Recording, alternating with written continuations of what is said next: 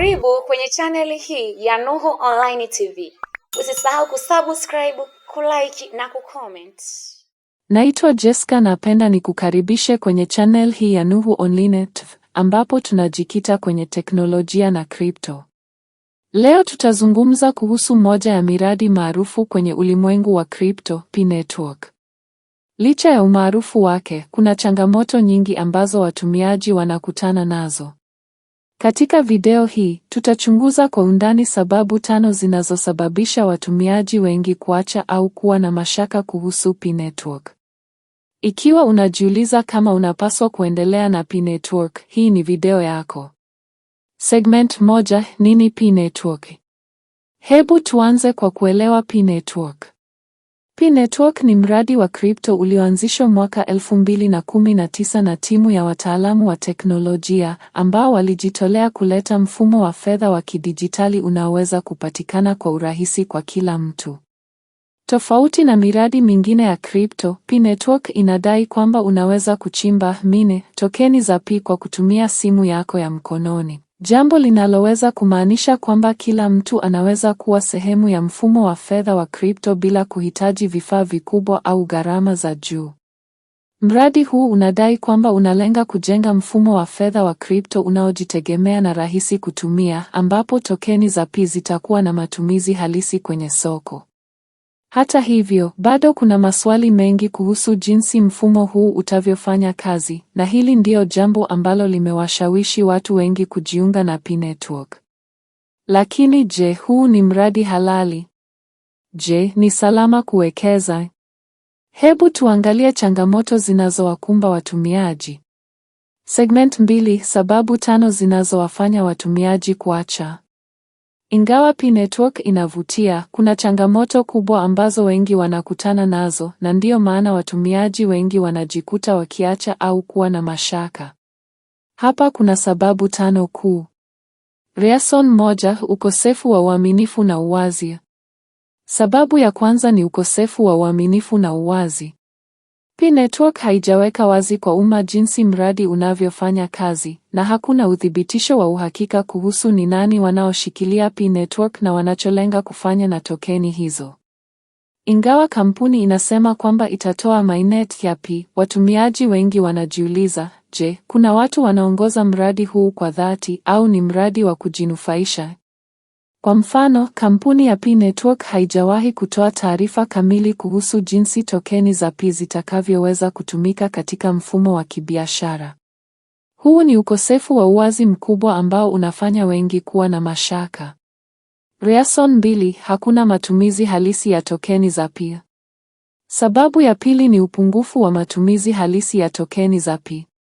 Wakati P-Network ilianzishwa, ilidai kwamba tokeni za P zitakuwa na matumizi ya kipekee kwenye soko, lakini hadi sasa, hakuna soko rasmi ambapo unaweza kuuza au kununua kwa kutumia P. Hii inafanya kuwa vigumu kwa watumiaji kuona faida halisi ya madini ya P wanayochimba. Hii inatengeneza hisia kwamba P-Network inaweza kuwa mradi wa muda mrefu na kwamba faida za kweli zitachelewa, jambo ambalo linaweza kuwa na athari kubwa kwa watumiaji wanaotaka kuona matokeo ya haraka. Reason 3: ucheleweshaji wa mainnet. Sababu ya 3 ni ucheleweshaji wa mainnet. P-Network iliahidi kwamba itaweka mainnet, ambayo inamaanisha kuwa tokeni za P zitakuwa na matumizi halisi na watumiaji wataweza kufanya biashara nao. Hata hivyo, mainnet ilichelewa mara kadhaa na kwa sasa haijulikani lini itatokea. Kucheleweshwa kwa mainnet kumeweka mashaka kwa watumiaji wengi, na wengi wanajiuliza kama mradi huu utakuwa na mafanikio yoyote. Kila wakati wanatarajia kupata taarifa, lakini bado hawajapata habari za kuthibitisha malengo yao ya kibiashara. Reason 4: upungufu wa elimu kuhusu mfumo. Sababu ya 4 ni upungufu wa elimu kuhusu mfumo wa P-Network. Ingawa watu wengi wanajiunga kwa sababu wanataka kufaidika, wengi hawana ufahamu wa kina kuhusu jinsi mfumo huu unavyofanya kazi. Je, ni nini kinachofanya tokeni za P kuwa na thamani? Je, ni vipi P-Network inajitahidi kudumisha usalama na ufanisi wa mfumo wake? Kwa hivyo, watu wengi wanajikuta wakichimba tokeni lakini hawajui faida zinazoweza kupatikana kwa kutumia tokeni hizo. Hii inafanya kuwa vigumu kujua kama ni mradi wa kweli au la. Reason 5: tishio la usalama na udanganyifu. Na hatimaye, sababu ya 5 ni tishio la usalama na udanganyifu. Kama ilivyo kwa miradi mingi ya crypto, P-Network haiko salama kabisa kutokana na udhaifu wa usalama, na kuna hofu kwamba baadhi ya watumiaji wanaweza kupoteza fedha zao kwa njia za udanganyifu. Kuna watu wanaoeneza habari za uongo kuhusu P-Network, na wengine wanatumia fursa hii kujinufaisha kwa kumtisha mtumiaji. Ni muhimu kwa kila mtumiaji kuwa na uangalifu mkubwa na kuhakikisha wanatumia mifumo ya usalama kabla ya kuwekeza au kutoa taarifa zao binafsi. Segment 3: hitimisho na ushauri. Kwa hiyo, je, P-Network ni mradi wa kweli au ni udanganyifu? Ukweli ni kwamba P-Network ina changamoto nyingi, lakini pia ina fursa kwa wale wanaojua jinsi ya kuitumia.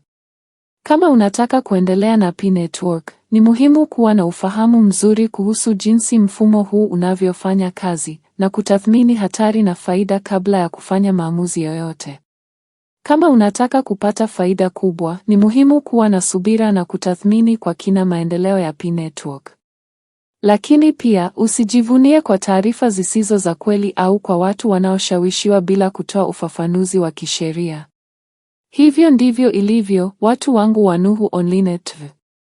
Ikiwa umejifunza kitu kutoka kwa video hii, tafadhali weka like, share na usahau kusubscribe kwa channel yetu kwa habari zaidi kuhusu P-Network na miradi mingine ya crypto. Una maswali kuhusu P-Network? Waandike kwenye comments na tutajitahidi kujibu kila moja. Karibu tena kwa video nyingine. Asanteni na tutaonana.